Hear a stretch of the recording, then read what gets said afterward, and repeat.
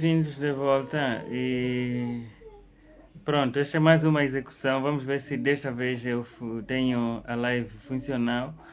Mas estávamos a testar e eu estava a ter feedback da chamada. Estive a ter feedback após a entrada do Jonas. Vamos ver se agora essa coisa melhora então.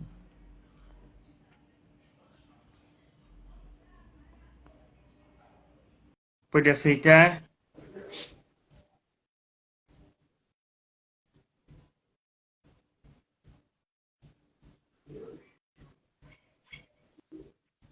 Teste. Melhorou? Teste. E Eita. o senhor tem um aparelho aí? Ou está a ouvir em dois canais? Não, tô só com o celular mesmo, mas deixa eu ver se eu colocando aqui um microfone de lapela, se melhora. É.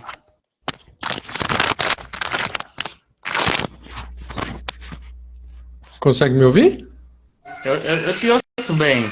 Teste. E agora eu que não consigo te ouvir. Mas agora parei de ouvir o feedback. Daquele jeito eu que não consigo te ouvir. Mas eu te ouço. Alô? Agora voltou a dar, né? Voltou. O que é que está a passar aí? Pera aí, quer ver? Ó, vou fazer uma coisa diferente então. Eu só vou pegar Aham. um outro aparelho, que aí eu fico com outro para eu te escutar e falo com o microfone aqui. Beleza, vamos testar isso. Só um segundo. Ok.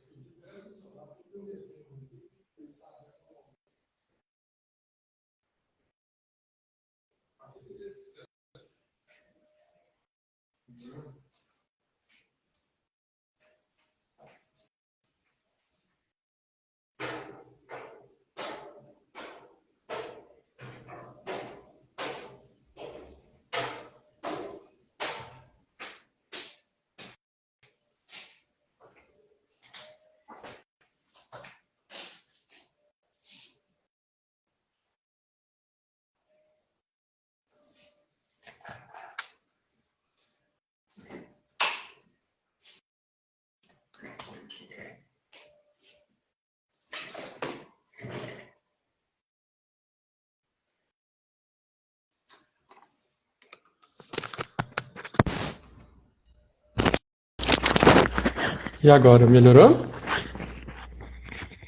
Agora, Jonas. Ok. Beleza. Consegue me ouvir? Tu consegues ouvir, Jonas?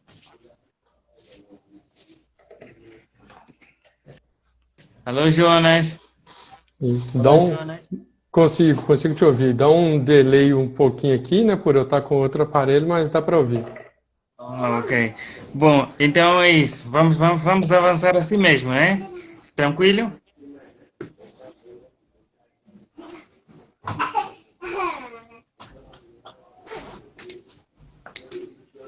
Jonas, eu perguntei se vamos avançar assim mesmo. Fica tudo tranquilo.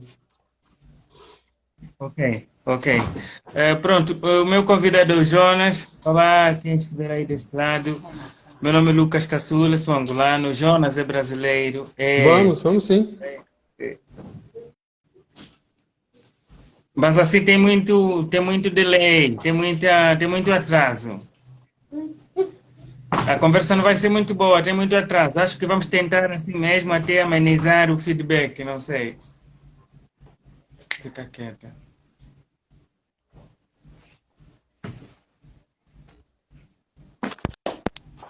Quieta. Quando eu tiro aqui o fone, fica melhor? Alô? Melhorou? Não, eu continuo a me ouvir. Mas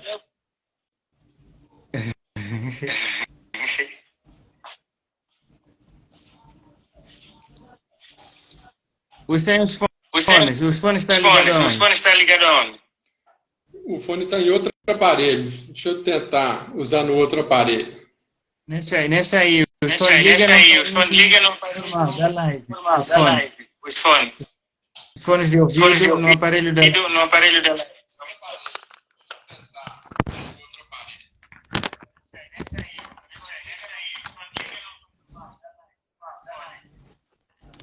Melhorou. Olá, Jonas. Agora melhorou. Continua a me ouvir, mas vamos avançar assim. Beleza. Ok. Tudo bom, beleza? Tranquilo? Tranquilo. Eu estive a falar para o pessoal que estiver aí. Meu nome é Lucas Castilho, angolano. E Jonas é escrito, ler e publicar 10 milhões. E como é habitual, nós convidamos para fazerem uma mini apresentação só para a rotina. Então, Jonas, fique à vontade. Olá, meu nome é Jonas, eu sou aqui do Brasil, né, da cidade de Belo Horizonte. Sou um poeta e me considero um cara curioso, né? Eu gosto de aprender muitas coisas, fazer muitas coisas, né? E a poesia, apesar de ter chegado muito cedo na minha vida, é algo que me acompanha até os dias de hoje, né? Boa. E qual é a experiência que tem que tens assim em memória? Primeiro lançamento. Olha, o meu primeiro lançamento foi com 18 anos. Eu tinha 18 anos na época, né? Eu já escrevia já desde ali dos 14, que eu comecei a escrever por conta da escola, né? Na escola mesmo tinha aqueles trabalhos de redação e tudo mais, eu comecei a escrever ali. E aí com 18 anos eu já tinha muita coisa escrita, já falei, tem que fazer alguma coisa com isso, né? E aí eu comecei a procurar na época algumas editoras e acabou que uma delas gostou do trabalho. E assim, foi uma total novidade, né? Desde realmente ele conhecer como que funcionava toda a cadeia produtiva do livro, que eu não fazia a mínima ideia como que funcionava, até mesmo o lançamento, aquela parte de divulgação, né? Foi algo extremamente novo e que eu gostei bastante, tanto é que eu até hoje aí faço com uma certa frequência, né? Boa. E como é artista no Brasil? Deu um poeta, por exemplo. Tu que faz poesia. Eu sei que não tens nenhuma em prosa. Não, no meu caso eu escrevo mais poesia. Tem algumas crônicas e tudo mais que inclusive eu ainda nem publiquei, nunca divulguei, mas já escrevi já algumas crônicas, mas todos os meus livros são de poesia, né? No Brasil, assim, nós temos um cenário um tanto quanto complexo, porque nós temos uma produção literária gigante, inclusive de poesia. Igual eu mesmo participo toda terça-feira de um sarau online que vai até 2 horas da manhã e que frequentemente você tem 20, 30 pessoas nesse horário declamando e falando sobre poesia. Só que ao mesmo tempo também é muito difícil por conta dos ganhos mesmo, né? É muito difícil você viver disso no Brasil. Por isso que quase que na totalidade das pessoas sempre é algo que você concilia com uma outra carreira ou com alguma outra atividade, né? Ok, esse é um problema partilhar. Acho que o mercado lusófono tem esse problema. Os autores encontram. Não sei se temos poucos leitores, assim, como dizer, há poucos leitores em Angola, ou é preciso fazer muito trabalho para esteja lá acima e venda para poder fazer persistência. Problema geral. E assim, falando mais assim do Brasil, né, que é a minha vivência, aqui nós temos um mercado literário que, assim, que importa muita coisa, né? Ou seja, se você for ver ali nas livrarias, a grande maioria dos livros que tem destaque e tudo mais são de traduções, são dos livros que vêm de fora.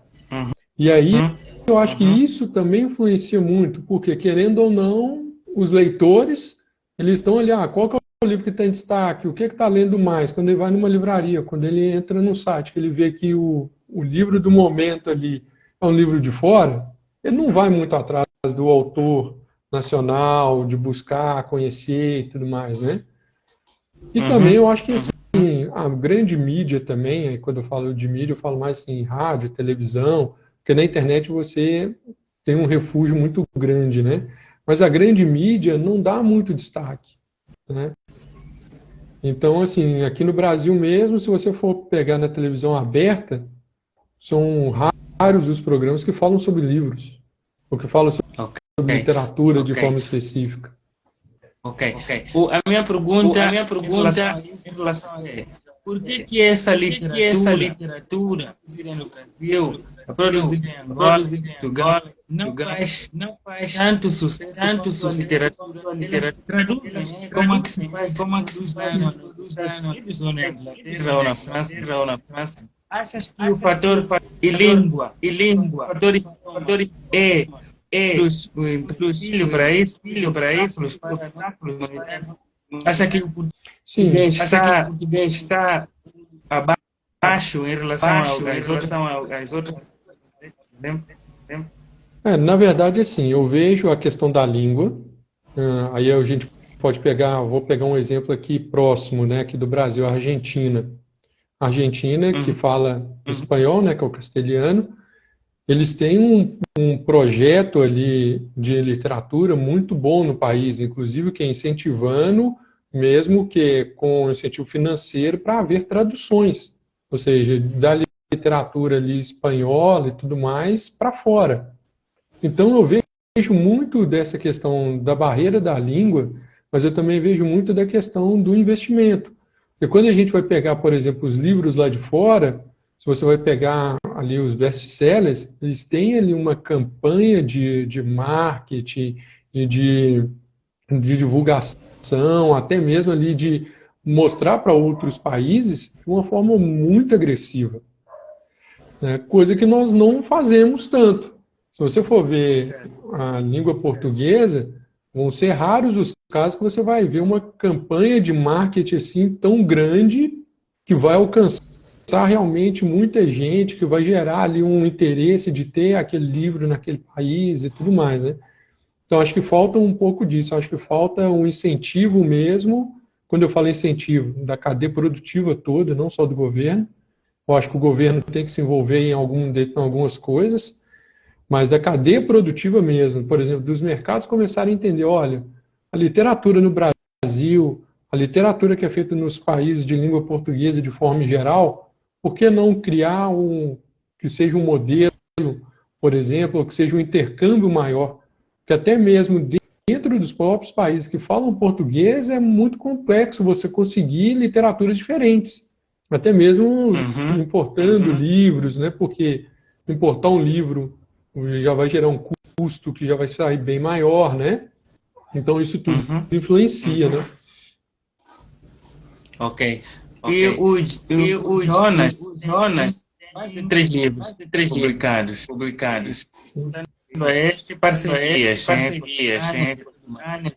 por que diante dessa dificuldade se sente motivado a escrever e a publicar? Onde vem o combustível? Olha, o combustível, assim, outro dia eu estava até comentando, né? É algo muito natural para mim. Eu escrevo de forma natural, mesmo não publicando e tudo mais, eu escrevo. Igual, eu não me lembro um mês que eu passei sem escrever alguma coisa, né? Mesmo que eu não esteja publicando, que eu não esteja dando vazão. Porque realmente é algo extremamente natural para mim. É algo que eu gosto, é algo que me satisfaz em termos pessoais. E com esse novo livro, inclusive, eu estou vivendo um outro momento, que até então eu sempre levei realmente como um hobby, como um passatempo, como algo que eu gostava de fazer e ponto. E esse não, esse eu já estou realmente, em termos de divulgação, eu já estou olhando mais.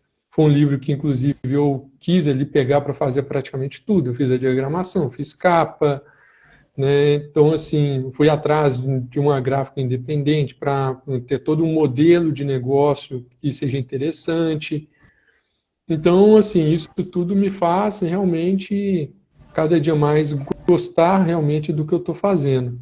E sem contar também que, assim, quando a gente vê, eu acho que o principal combustível para quem escreve é quando você vê pessoas que leem e gostam, né? Porque tudo bem, a gente sabe que a gente não, nem todo mundo vai gostar do que a gente escreve ou vai achar bom, isso daí faz parte, né? Cada um tem o seu gosto.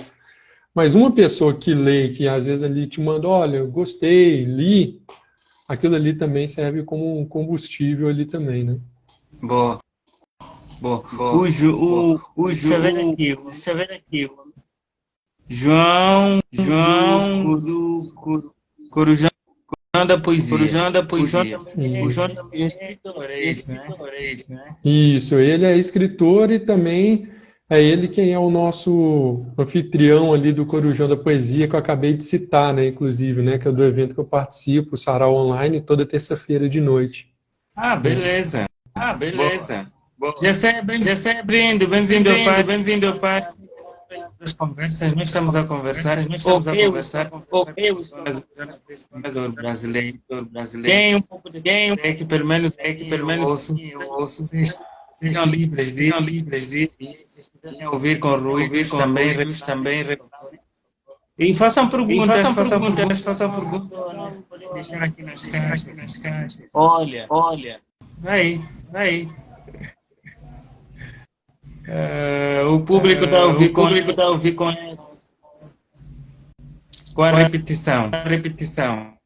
Eita.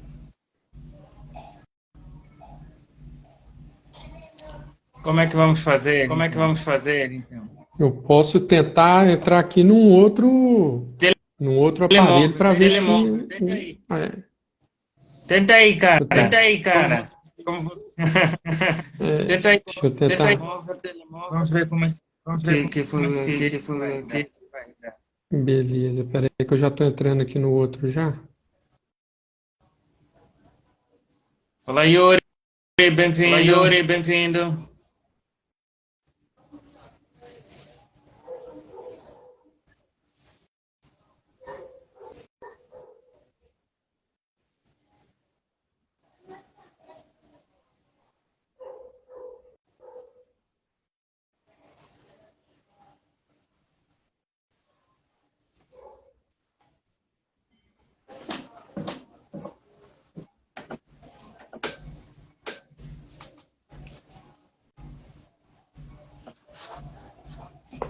Deixa eu sair aqui para eu entrar aqui no outro.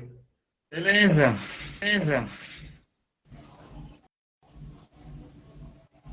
Pessoal, como vem, o eco acabou. O eco só acontece quando o Jonas está em direto. Não sei se o problema é aqui, mas vamos ver com esse teste que o Jonas vai fazer com outro telemóvel. Talvez o problema passe. E bem-vindos a essa conversa. O Jonas é brasileiro e ele tem novo livro, mas é publicado desde 2011 e escreve normalmente poemas, né? O João já agora também aqui eu estou a estender os convites a mais escritores, né? Não vai esquecer de ficar mantermos contatos, a ver se na próxima vez conversamos juntos também. Melhorou? Olá, agora sim. Aleluia.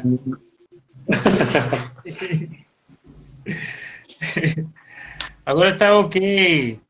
Perfeito, agora está ok. Então vamos continuar nessa. Eu não sei qual é a última pergunta que eu fiz. Era sobre o combustível e o Jonas já falou, claro que já falou.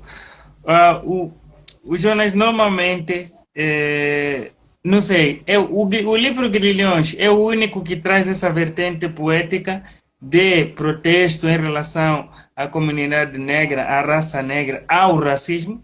Ou nas outras obras que passaram também tem, o Jonas fez questão de fazer essa chamada de atenção? Não, o primeiro. Primeiro, todos os meus outros livros, eu sempre gostei muito de falar sobre os sentimentos, sobre o dia a dia, né, coisas ali do cotidiano. E aí esse foi o primeiro que realmente eu falei, não, na verdade assim, eu comecei a escrever algumas coisas, já tinha essa vontade de escrever há mais tempo, e eu sempre senti ali um pouco incomodado de nunca ter tocado nesse assunto, né, já que era um assunto que eu sempre quis falar. E aí acabou que no final do ano passado eu falei, não, decidi, eu falei, não, meu próximo livro vai ser sobre essa temática, inclusive até já penso, já tenho um planejamento para ter mais pelo menos 2 livros falando sobre, aí explorando um pouco mais sobre parte histórica, né, ali do Brasil, de uma forma geral, né. Uhum. Ok. Há uma pergunta que eu tinha já, acho que o dia todo passei a pensar. Ao escrevermos, nós como negros, né? Talvez seja negro, seja branco, seja amarelo. Ao escrevermos uma poesia, um livro, uma música, direcionado nesse sentido, né? Tipo, uma poesia para negro, poesia para a cor negra, poesia para a pele branca. Tu não achas que nós estamos a incentivar essa segregação? Sentes que essa forma de lutar para a causa é a melhor ou deveria, ou ainda, não sei, se já pensou nisso, se o Jonas já pensou nesse aspecto. Pensei, inclusive foi uma das coisas que me levou a demorar tanto a escrever. Eu sempre pensava muito nisso, olha, se eu for fazer algo justamente falando sobre a questão do racismo, sobre a questão da raça, será que isso não vai gerar o fator inverso do que eu quero? Que é ali a reflexão, que é realmente um embate, né? Que é escancarar realmente algo que existe. E aí, assim, ano passado realmente foi um momento que eu virei e falei, não, precisa ser falado. Por quê? Eu não estou fazendo uma poesia. Quando a gente fala de racismo, a gente, obviamente, eu estou falando ali de uma coisa que também me acomete por ser negro também, mas a gente está falando, na verdade, da sociedade de maneira em geral, né? A gente está falando de algo que acomete não só a nossa sociedade aqui, como o mundo inteiro de forma geral. E nos negros eu acho que é mais forte, porque a nossa diáspora realmente ela foi muito massiva, né? Foi global realmente, né? Quando a gente fala disso. E, inclusive, quando eu estava escrevendo o livro, uma das coisas que me chamou a atenção, eu vi um documentário no Netflix que chama O Último Navio Negreiro, que fala justamente sobre o último navio que chegou aos Estados Unidos, né? E aí eu percebi o quanto que a forma de se fazer as coisas eram quase que uma rotina, né? A nível mundial. Tinha-se quase que o mesmo processo, né? E isso me chamou a atenção justamente por conta disso, né? Eu falei, não, a gente tem que tocar nesse assunto e deixar claro que não é só um assunto para negro. O racismo é um assunto da sociedade. Que nós, como negros, desenvolvemos mais, até por nos acometer mais, né? Mas não é só um assunto nosso, né? Ok, percebo o teu ponto, Jonas. Eu perguntei isso porque eu penso, né, a minha observação é que a questão da vitimização ou do vitimismo, né, é um dilema real.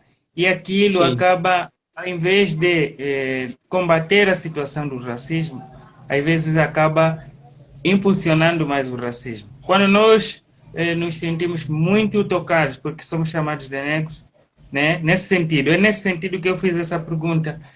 Acabamos sempre a dar mais poder às outras pessoas, às outras raças que nos tratam como inferiores. Por isso é que eu fiz essa questão.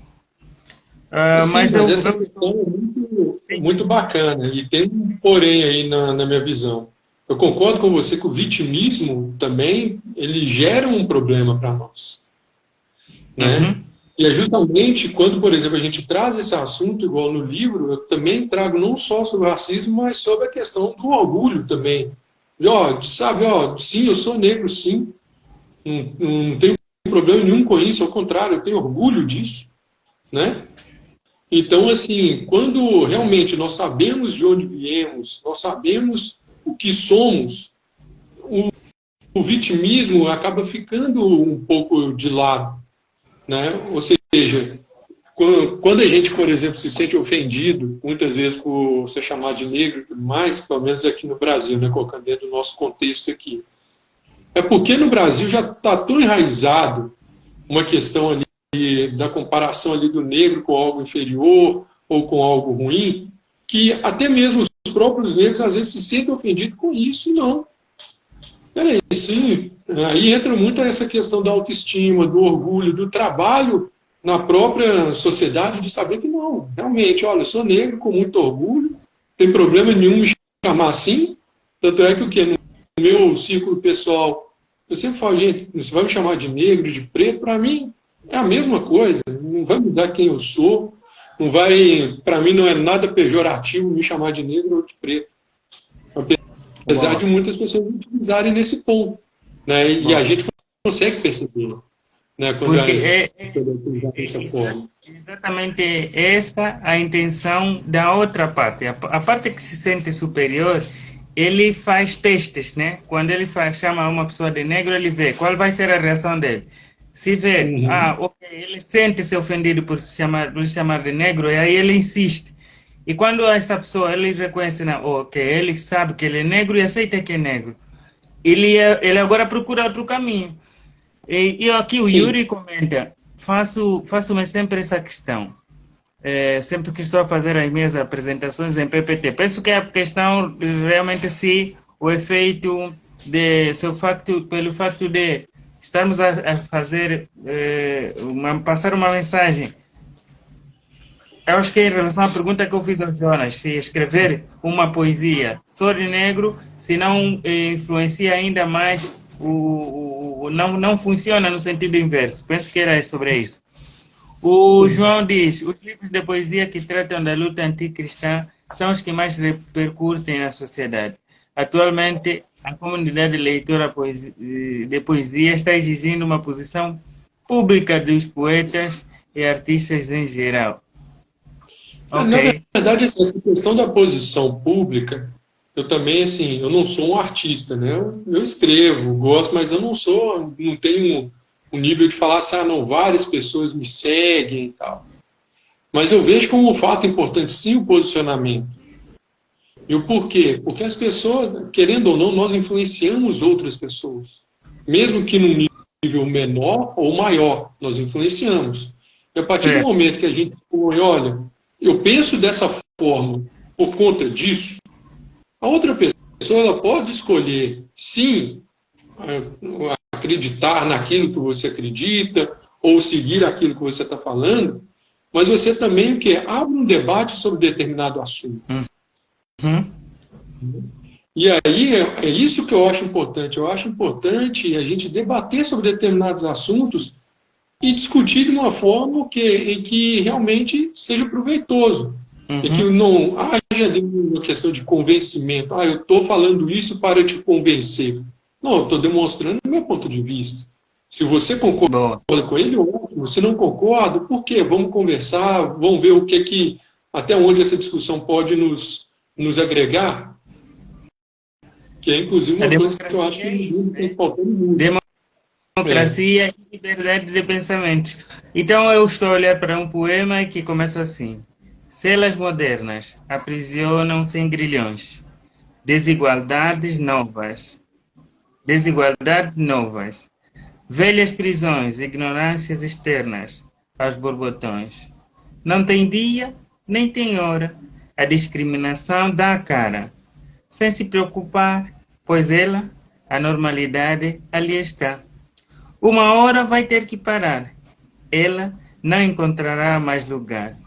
Sua presença, nem que escondida ou disfarçada, não será mais bem-vinda. Esse é um dos teus poemas, no teu livro Grilhões.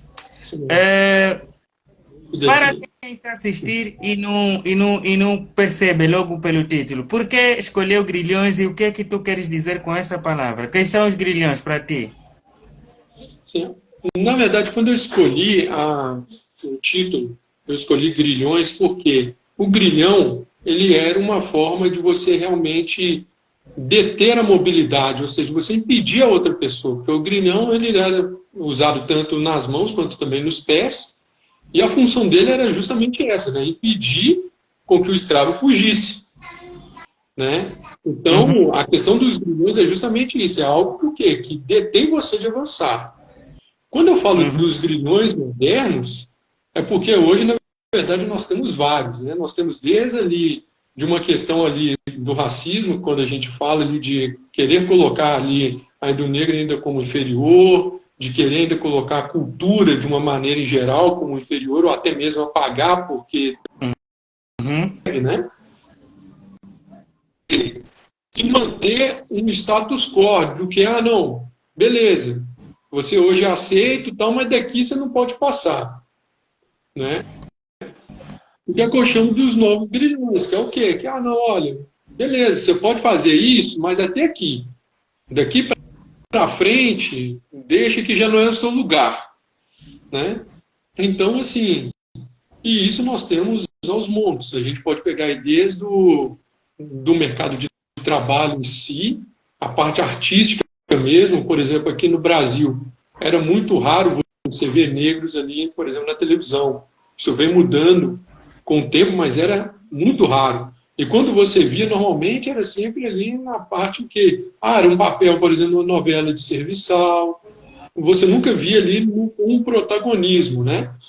Então isso também é uma forma de você aprisionar, porque você está dando um exemplo para quem está assistindo ali, que olha, você só pode chegar até ali.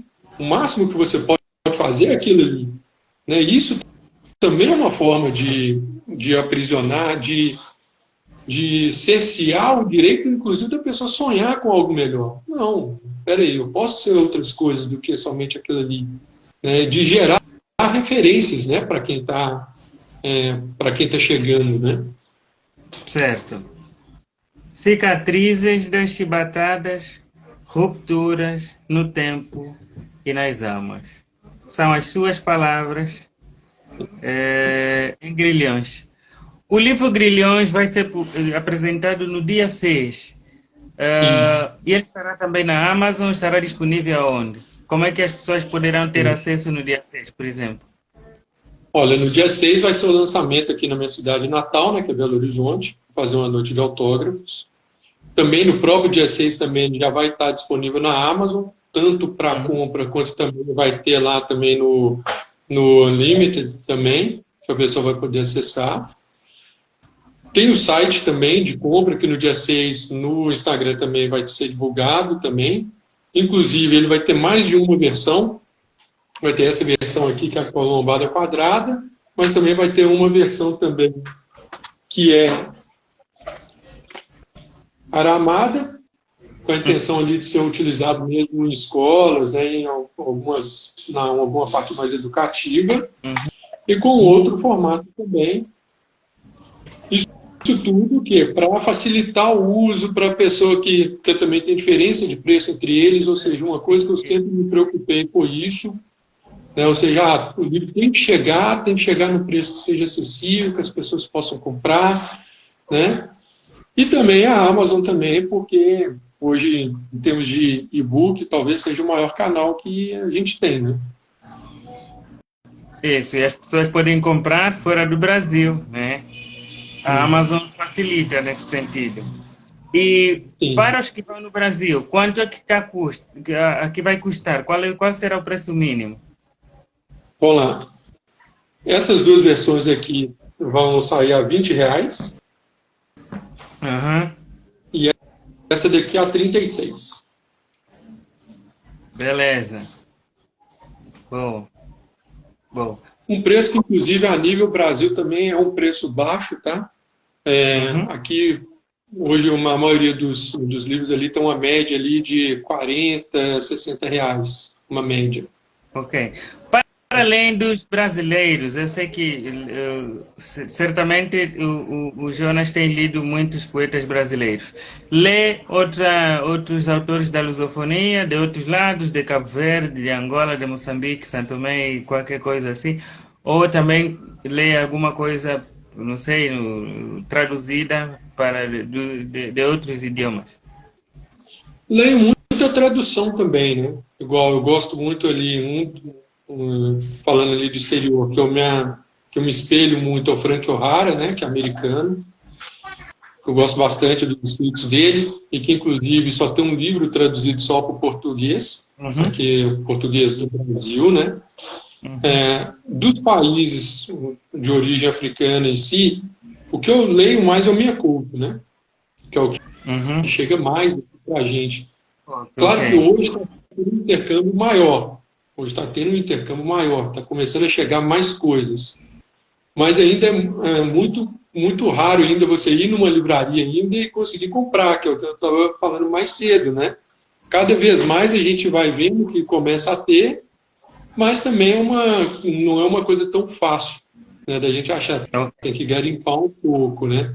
Ok. E para além deste americano, no Brasil, talvez no mundo, quais são as tuas maiores referências, as outras referências? Olha, as minhas maiores referências em termos de poesia, eu vou falar principalmente assim, o que eu, desde pequeno, eu leio, que eu gosto bastante, é Carlos Drummond de Andrade, que inclusive é meu conterrâneo, né, daqui do mesmo estado que o meu. Eu também ali, a Cora Coralina, que também é daqui. Temos ali de poesia, aí, você vai ter a América Latina e exterior, né? Vai ter Pablo Neruda, vai ter Manuel Bandeira. Assim, eu procuro não me guiar pela nacionalidade, eu realmente leio. Eu achei interessante alguma coisa aqui, vou lá, pego e leio. Apesar de agora, inclusive, estar tomando um pouco mais de cuidado para assim, não, quero integrar mais coisas, né? Porque dessa forma também a gente fica um pouco preso ao que chega para a gente, né? Isso. Beleza. Para a comunidade angolana, não, para a comunidade angolana não. Para mim, talvez, não sei. O que é que gostarias de saber sobre a literatura angolana? Não sei se tem alguma curiosidade ou alguma questão que gostaria de ser esclarecida. Tem. Na verdade, assim, primeiro confessar que hoje está sendo a realização de um desejo muito antigo, porque uma das coisas que eu sempre quis foi ali realmente levar o meu livro, levar os meus escritos para outros lugares.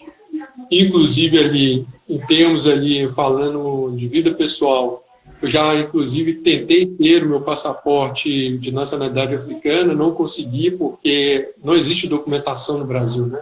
A documentação ali que poderia me levar para a origem da minha família ali do lado africano não se tem, porque por uma série de questões. Teve questão governamental, que realmente se perdeu muito documento, é um trabalho bem árduo. Mas sempre foi uma vontade minha, e também nutro ali a vontade de um dia ir também, né? Conhecer também, fazer esse intercâmbio maior. Falar sobre o seu trabalho para os angolanos, para outras comunidades lusófonas. E não só falar sobre o meu trabalho, conhecer mesmo. É uma vontade que eu tenho ali de estar no lugar, de me inspirar por ali, de realmente viver tudo aquilo ali. Porque eu acho que é muito parte do que nós somos. Está tudo em aberto, Jonas. Eu disse, está tudo em aberto. Mas realmente, assim, é um grande desejo meu. Em relação à literatura, aí a minha maior dúvida é como ter um intercâmbio maior entre, por exemplo, quero colocar o meu livro aí para vocês ali de forma física, né? Eu não sei, por exemplo, teria que haver uma importação, por exemplo, no Brasil, dependendo do país, dependendo do preço, você tem ali impostos, taxas que você tem que pagar, né? Eu não sei se, por exemplo, para isso... Chegaria aqui caro, né? Se for para enviar do Brasil para Angola, chegaria caro. O ideal seria publicar por uma editora aqui. E o Jonas sabe que, eu não sei se o Jonas sabe, eu pertenço a uma editora. Sou editor. A editora é sobre nós. E o nosso intercâmbio aconteceu agora. Por exemplo, nós estamos a trabalhar com alguns escritores. Vamos começar com o Jonier Alves, e vamos publicar o seu poemário.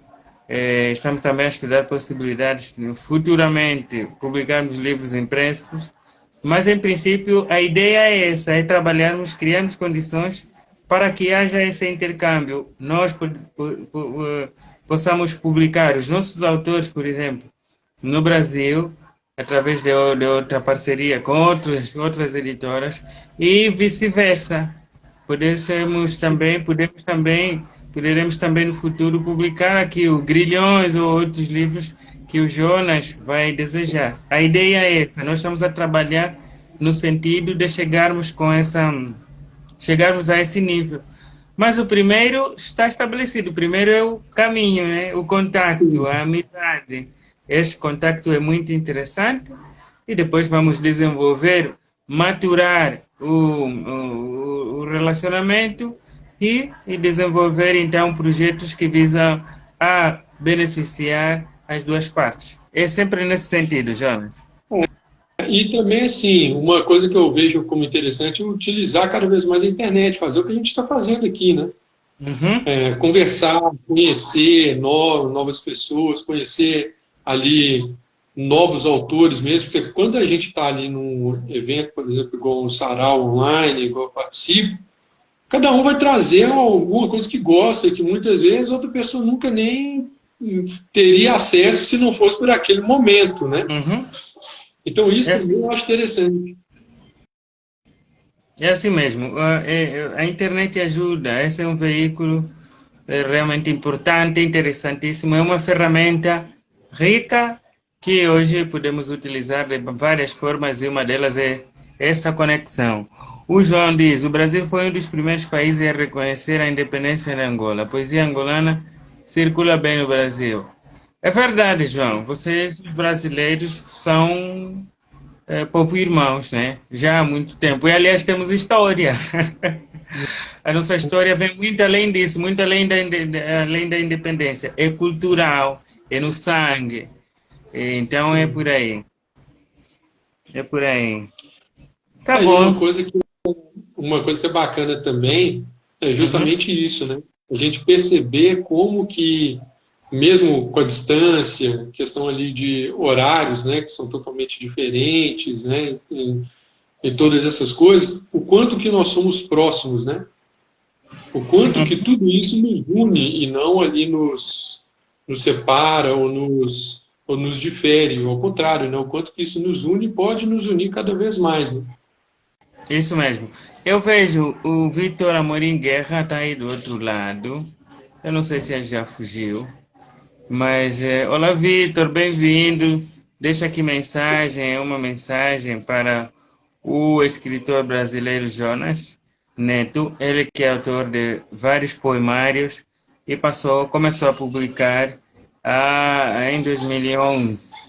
E também publicou pela Penalux. A Penalux é uma editora conhecida. Eu conheço a Penalux. E sim. E tem outros livros, mas estará a publicar muito recentemente, no dia 6 de junho, o livro que está aí em suas mãos, Grilhões, que é poesia de protesto. Lemos aqui alguns trechos e realmente são essa chamada de atenção sobre o nosso eu, sobre essa segregação, é verdade, que existe pelo mundo, e de olharmos as pessoas e pensarmos que o valor delas estão na cor da pele, ou na cor do sangue, ou na cor dos olhos. Então, o Jonas faz esse tipo de introspeção, de chamada de atenção, e também uma forma de dizer que somos negros, mas não respondemos pela cor da pele. Nós somos tão inteligentes como qualquer outro ser humano. Qualquer outro ser humano. Amarelo, branco, vermelho, preto, vale pelos seus feitos, pelos seus pensamentos, pelas suas virtudes. É sobre isso. O João escreve: a grande maioria dos negros brasileiros vieram sequestrados na região do Congo, Angola. Somos de origem banto. O João a nos dar algumas lições aqui, alguns lembretes da história. Boa, João, Sim, boa. E convidem-me nesse vosso sarau aí. Eu vou querer, claro. gostaria de participar, ver também, ouvir alguns poetas brasileiros e não sou, e não sou. Eu quero saber do Jonas agora. Tem alguma mensagem para deixar para os lusófonos? Eu não digo só para Angola, porque também tenho seguidores portugueses, amigos portugueses, outros lusófonos que estão em outras partes do mundo, e tenho moçambicano e também santomenses. Alguma mensagem como escritor em relação ao livro, por exemplo, ou em relação aos teus ideais? Na verdade, eu tenho uma mensagem que inclui também o livro, né? O que eu queria deixar muito frisado é que a poesia, a literatura, ela liberta. E quando a gente trata de assuntos mais densos, mais complexos, né? Uma das intenções é justamente isso. É trazer muitas vezes aquela pessoa que está ali, às vezes, ou alienada, ou às vezes passando por aquele momento, para ela saber, olha, você não está sozinho. Né? Existe um outro caminho, existem outras coisas para se conhecer. Né? E é isso que eu acredito muito em termos de literatura. Né? A literatura ela tem que servir para abrir portas, abrir mentes, né? E também abrir conexões, né? Pontes, que é o que a gente está fazendo. Né? Boa, boa. Gostei. Eu vou agradecer o Jonas por essa conversa que durou mais ou menos 46 minutos. Pensei que duraria menos. Normalmente é entre 30 a 1 hora.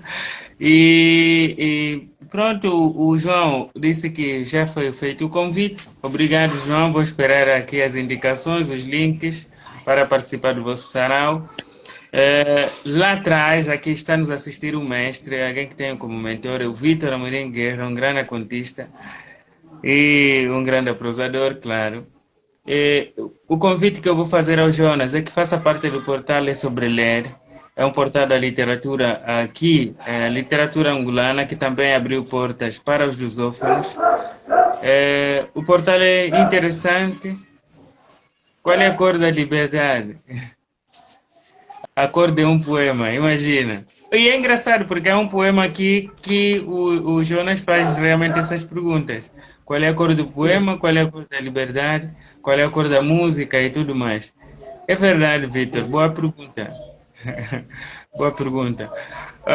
E sim, faça parte, Jonas, do portal É Sobre Ler. O portal É Sobre Ler é um portal angolano literário que congrega escritores, leitores, bloggers e todos voltados à literatura, mas agora abriu as portas para os lusófonos. O Jonas poderá criar o seu perfil lá no portal e colocando os seus livros para que as pessoas possam conhecer, para além da biografia, as capas, como estão os grilhões e tudo mais. E futuramente poderá usar esse portal para fazer vendas, por exemplo, do seu livro, conforme vai estar no Kindle da Amazon, né? Disponível para ser lido no Kindle da Amazon. Então, aqui também tem essa funcionalidade. Eu depois vou mandar o link e vamos então falando. Para qualquer situações, nós estaremos aqui desse lado, vamos fazer figas e continuar a divulgar o livro, o lançamento do dia 6. Eu sei que vai correr tudo bem e que o livro seja um sucesso, porque o sucesso no Brasil vai realmente se repercutir em Angola a quando do próximo lançamento aqui também no físico. Então é isso, esses são os meus votos e é isso. Eu também só tenho a agradecer pela oportunidade, pelo espaço, né? Por poder não só estar divulgando sobre o meu livro, mas também ali falando literatura de uma maneira em geral, né? Boa, boa. Para quem assistiu e não é angolano, ou quem vai assistir depois, meu nome é Lucas Cassule. Os meus livros estão na Amazon também, pode-se ler no Brasil, em Portugal, em Moçambique, em Cabo Verde, na Inglaterra, na França, na China e na Cochinchina, nos confins do mundo, através da Amazon. E estou no portal da literatura angolana É Sobre Ler, www.esobreler.ao. Está lá também esse mestre, Vitor Amorim Guerra, com seus contos, e outros autores angolanos, portugueses, brasileiros, para poderem ler. Muito obrigado a todos. Obrigado, João. João, depois vamos marcar, então vou pedir ao Jonas para me fornecer o seu contacto, para podermos marcar também uma live, uma conversa aqui nesta rubrica Literatura e Outras Conversas. Estamos juntos. Obrigado, Jonas. Eu que agradeço. Gota Kitoshi, nós estamos a sair, estamos a encerrar. Tchau, tchau. Vou deixar aqui gravado, Jonas. Vou colocar a marcação para o teu perfil. Assim vai ficar o vídeo nos dois perfis. A conversa nos dois perfis. Ótimo.